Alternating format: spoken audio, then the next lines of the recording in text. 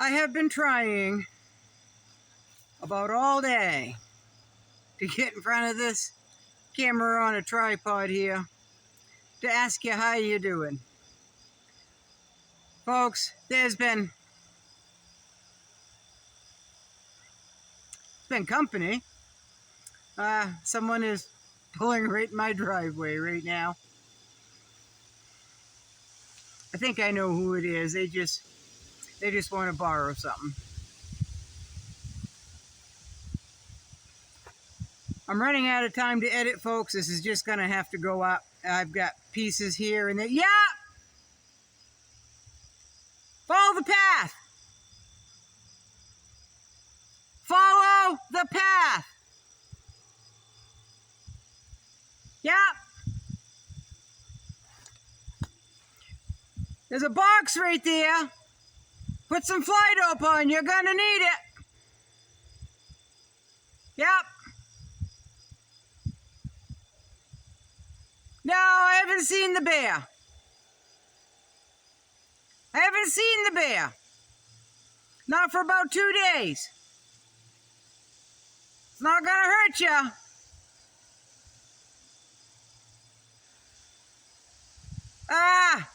All right. I'll be right there. I'll walk you over. I'll hold your hand.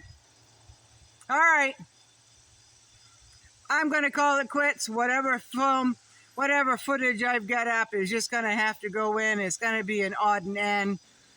Update on the garden. It's been a week and a half and I've been doing little small videos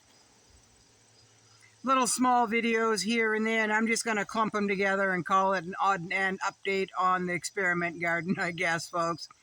They're looking all around like a bear's going to run right out and get them.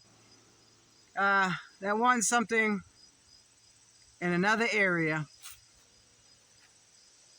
They don't want to walk over there by themselves. So, I guess I'm going to have to hold their hand and walk them over there.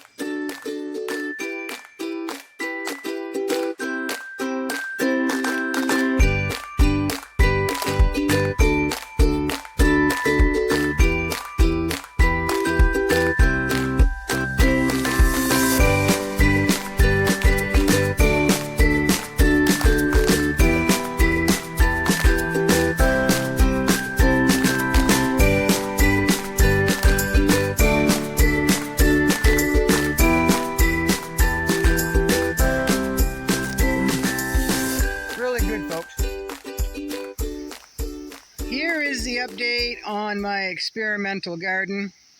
These are the Jerusalem artichokes. As you can see, they are well above my head, even the ones that were a little shorter. And just as a reminder, this half of the artichoke bed was fed with half the compost, and this other half over here was with regular compost that I usually put down around my plants. So these are well above my head. They're still growing. They will probably start thinking about blossoming out in probably 3 weeks. Those are really tall. Those were the tallest one from before with, again, more compost, normal compost. And these are almost starting to catch up. They're probably 10 inches shorter now, but they're growing pretty good, and those are well above my head. They look very, very healthy. The stalks are getting a little bit bigger, stiffening up. Everything looks really, really good as far as Jerusalem artichoke in this patch that I've been taking care of, right? Then I come to the patch that is growing in depleted soil that I'm not even tending to other than making videos. I haven't weeded it. I've just left it to its own devices. I have a goldenrod growing in there. So they are darkening up a little bit. They have grown a little bit. Well, quite a bit. Some of them probably have crept up about a foot. But here is the comparison that I usually give the artichokes that I'm tending to and the artichokes that I am not tending to. Still quite a difference. Again, the trial is to see the experiment is to see what the outcome will be for tubers, right? That's why I grow them, for the tubers. So there's the update there on the Jerusalem artichokes. Here are my experimental potatoes. The ones grown in 100% compost and mulched with pine needle straw. They have gotten to the point where they're tall and laying down. They are done blossoming. They are done budding out. So they look pretty good. They look pretty good. I did dig down in and found the soil still cool and still damp. So I'm really curious as to what, if any, but what quality as well as quantity I am going to get out of these. I think it was 4 potato spuds that I had left over from last year's garden. So stay tuned. Stay tuned. They still look pretty good. Now, I had to string this tomato plant up. I've still got to prune it a little bit more. This is the one that the animals got to, and they pruned it for me, but a little too much.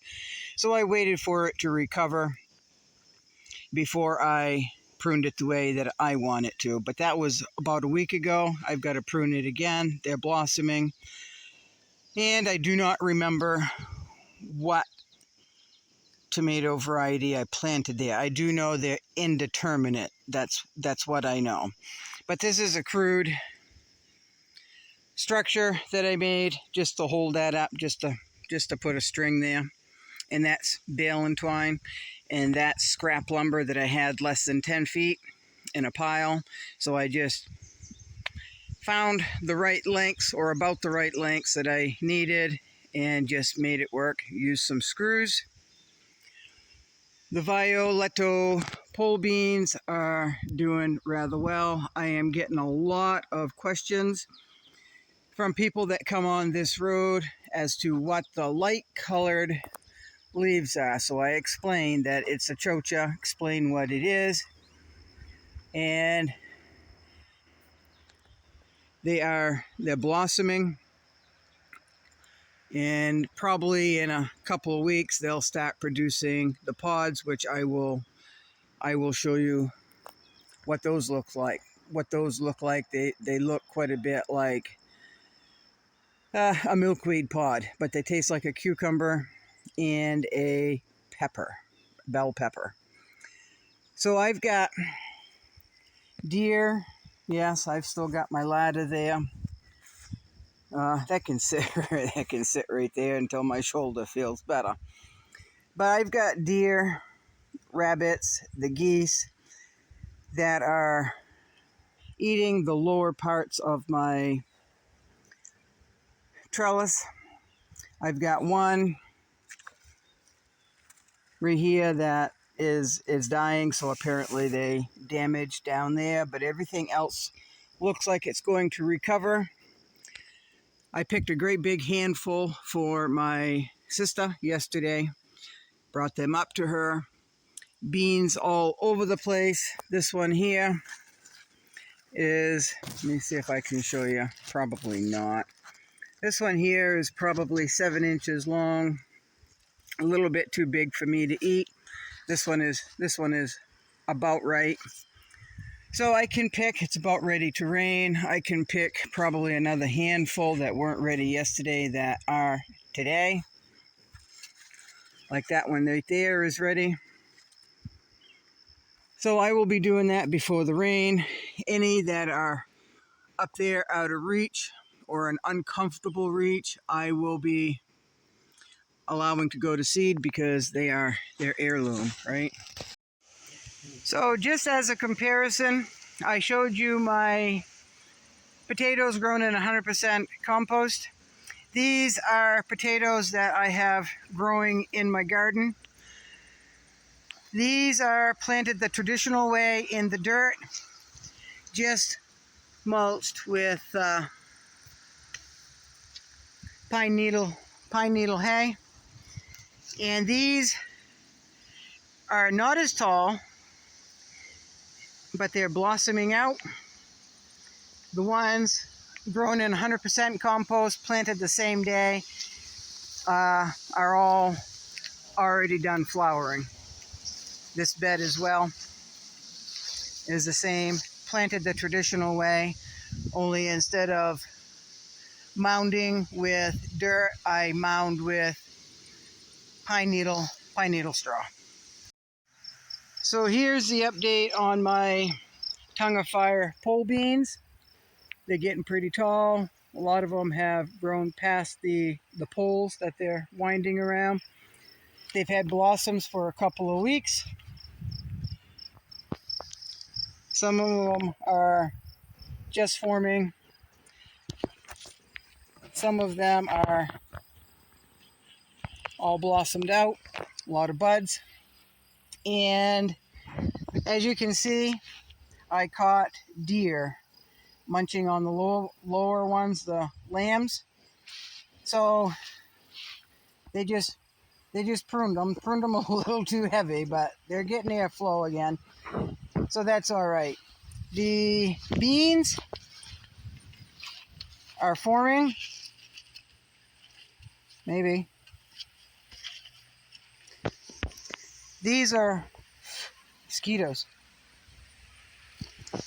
These are what the beans look like when you can eat them as snap beans. They start out, well, let me show you. Here's a small one. They start out looking like a regular flat bean. And as they get bigger, they get longer. They're pretty straight. This one is over 7 inches long. That one is close to 8. I've got some more in here. Now those red streaks, those maroon streaks are typical. They will get more so as they develop into shell beans. And the shell beans, if you don't know what I'm referring to as shell beans are the stage in between when you can eat them as a green bean and the dry stage where you can collect them as seeds for either dry beans or seed saving. So how I determine that is, see, they're pretty pliable, pretty leathery. When the seeds inside get swollen, when they get plump, and they've been plump for a couple of 3 days, maybe even a week, depends on the weather. When the seeds are plump and this pod here becomes even more leathery and not so pliable. So what I call shell beans and what I like to can up into jars are the mature, plump beans inside. And then I'll just shell them and put them into jars, right? So there's that. Those are producing. So far, so good. I've got a lot of blossoms. I've got where the deer have destroyed the vine down below and is killing this particular vine here. But so far, so good. I'm not going to complain. Now, I have a small apple seedling that I planted just a little while ago, a few weeks ago. And the deer come up and munched on my beans. And while they were here, they decided to munch on my apple tree. So I had to put this makeshift fence. I have scrap fencing everywhere of all kinds that I salvage, and it's always good for this here. Now, I could have used one layer, but I had the length to go around twice, and I really don't like to cut fencing unless I have to. So I just wrapped it twice, and I drove the stakes in the ground, and it'll keep the deer from munching on that.